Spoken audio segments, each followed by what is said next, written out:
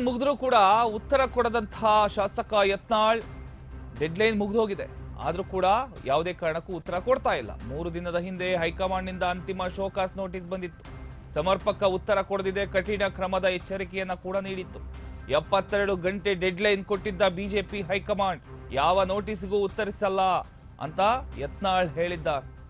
BJP ರಾಜ್ಯಾಧ್ಯಕ್ಷ ವಿಜಯೇಂದ್ರ ವಿರುದ್ಧ open war. ತಮ್ಮದೇ ಬಣ ಕಟ್ಟಿಕೊಂಡು ಓಡಾಡ್ತಿರೋ ಬಸನಗೌಡ ಪಾಟೀಲ್ ತೀವ್ರ ಕುತೂಹಲ ಕೆರಳಿಸಿದ ಬಿಜೆಪಿ ವರಿಷ್ಠರ ಒಂದು ನಡೆ. ಏನೋ 72 ಗಂಟೆಗಳ ಕಾಲಾವಕಾಶ ಕೊಟ್ಟಿತ್ತು. 1 ನೋಟಿಸ್ ಅಲ್ಲ 2 ನೋಟಿಸು. ಶಿಸ್ತು ಉಲ್ಲಂಘನೆ ವಿಚಾರಕ್ಕೆ ಸಂಬಂಧಪಟ್ಟ ಹಾಗೆ ಫಸ್ಟ್ ನೋಟಿಸನ್ನ ಕಳಿಸ್ಕೊಡ್ತಾರೆ. ಆದರೆ ಅದಕ್ಕೂ ಕೂಡ ಉತ್ತರ ಬಂದಿರೋದಿಲ್ಲ. ಮತ್ತೆ ಇನ್ನೊಂದು ನೋಟಿಸ್